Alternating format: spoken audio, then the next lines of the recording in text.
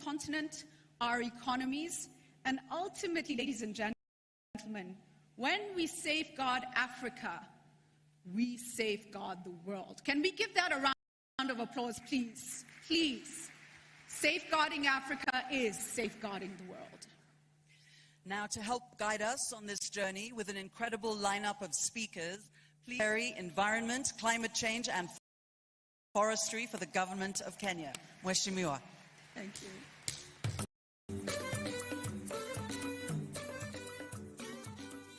Excellency, President Williams here with us today, all distinguished guests, ladies and gentlemen, good morning.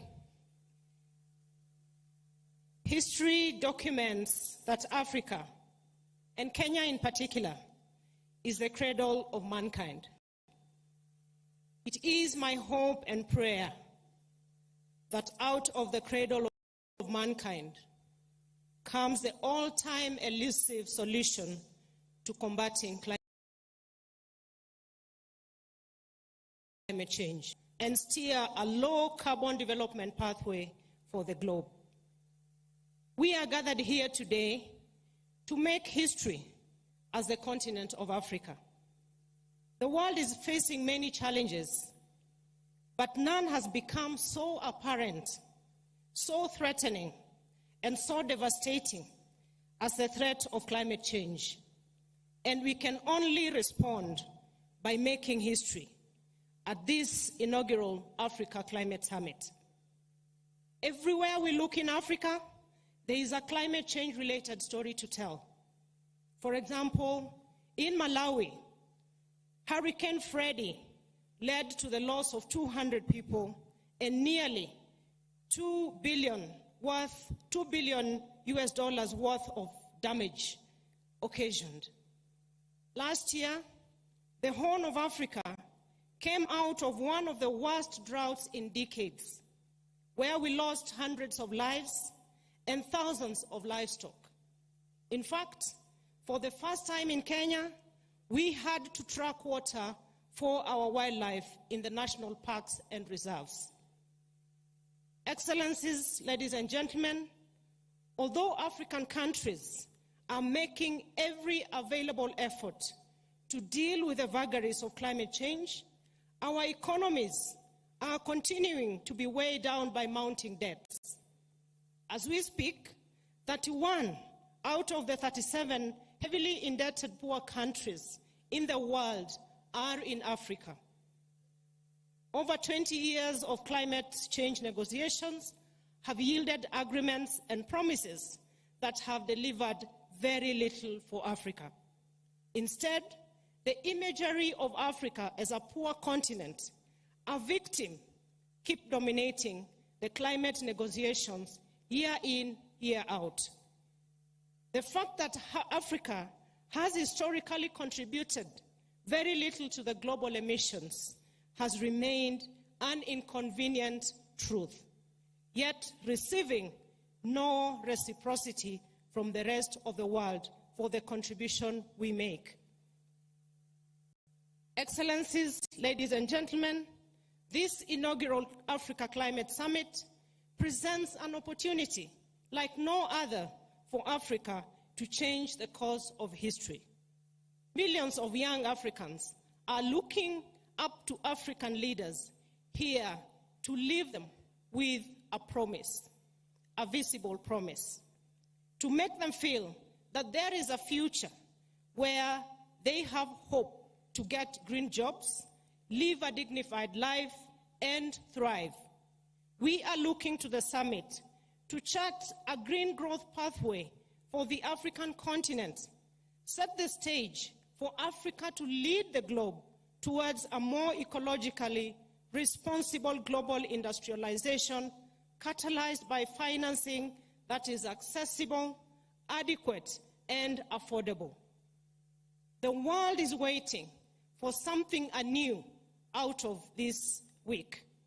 We must not be held hostage to the past, but allow ourselves to reimagine a future where, as Africa, we lift ourselves from the fatigue of despair and make history. Excellencies, I am persuaded that the time is now, and I beseech us to respond to this historical call by proposing radical solutions to the world that will help us deal with the climate change. I invite us to listen to the inner urge calling us to serve humanity, that we go down in history, that it is out of Africa, the cradle of mankind, that the solution for climate change came forth. Excellencies, allow me now to invite, to kick us off, the President of the African Development Bank, who has been in the middle of this discourse and supporting a lot of support to the cause. Welcome, Dr. Adesina Akiwumi.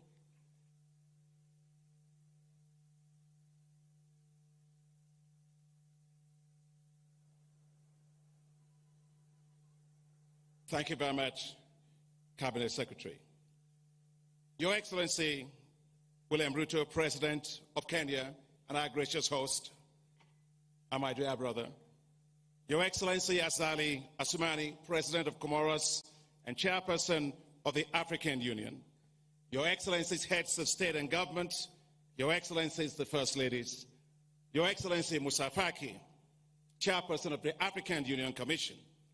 Your Excellency, Antonio Guterres, Secretary General of the United Nations. We are also joined today by Your Excellency Ban Ki-moon, former Secretary General of the United Nations. Your Excellency Ursula von der Leyen, President of the European Commission. Your Excellency Mustafa Madhoudi, Prime Minister of Egypt. Your Excellency Sultan Al-Jaber, COP28 President-designate, honorable ministers, ambassadors, heads of diplomatic missions, the amazing youth and women of Africa. Distinguished ladies and gentlemen, good morning, everyone. Habari sa asubuhi. I think I got it right somehow. I wish to commend you, Your Excellency President Ruto, for your excellent leadership in convening this Africa Climate Summit, and for your dynamic and passionate leadership in spearheading Africa's first Climate Summit. Thank you very much, Mr. President. Thank you for hosting us all in this beautiful nature-blessed country of Kenya.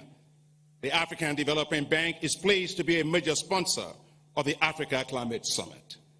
The presence in such large numbers of Your Excellencies, heads of state and government, ministers and development partners from around the world says it all. Africa's voice on climate change will resonate across the world.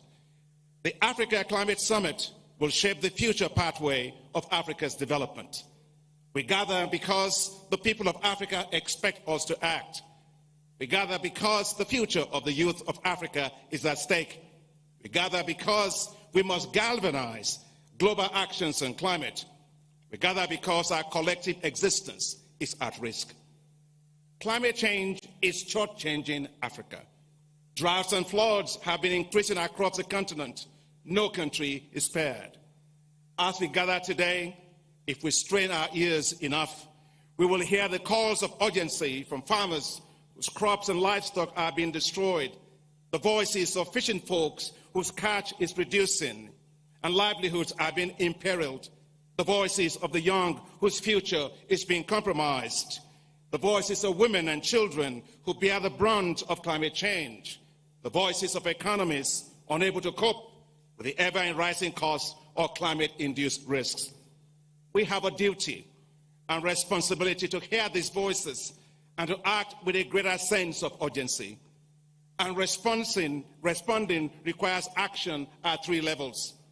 At the global level, the developed economies must meet their commitment to provide $100 billion annually in climate finance. The global climate financial architecture must be changed to prioritize the needs of Africa. At the national level, we must accelerate actions on climate adaptation. And that is why the African Development Bank has committed to providing $25 billion towards climate finance by 2025. We have also launched the African Adaptation Acceleration Program, together with the Global Center on Adaptation, the largest climate adaptation program in the world.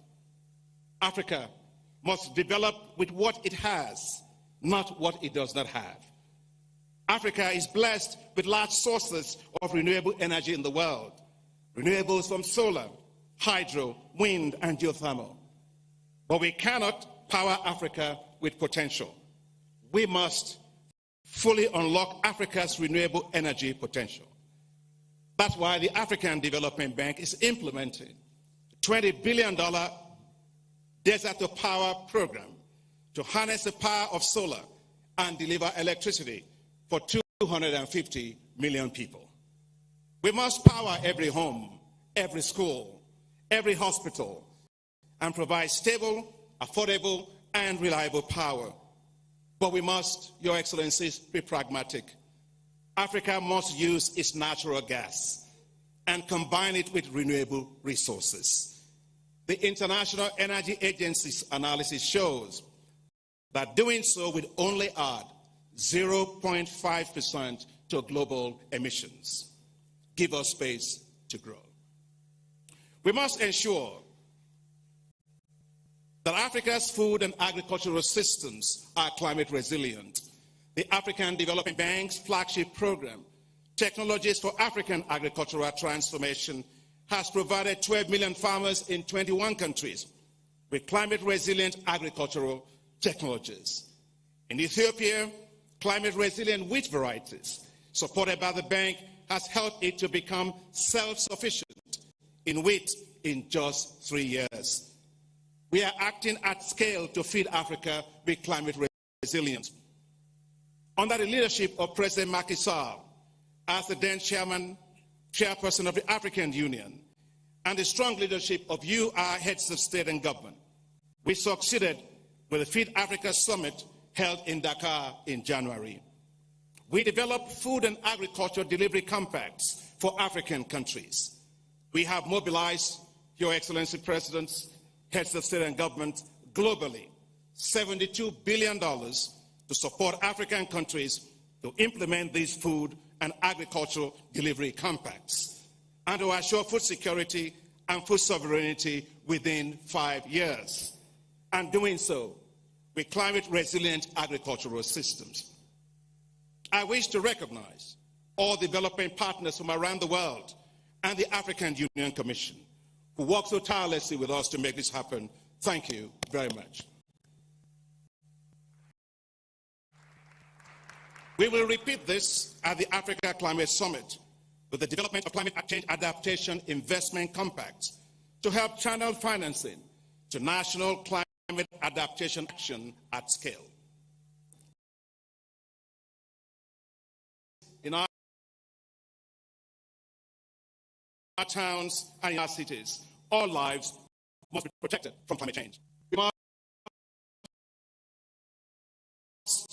put the youth and women at the core of climate financing. That's why the African Development Bank and the Global Center on Adaptation are announcing here today the launch of a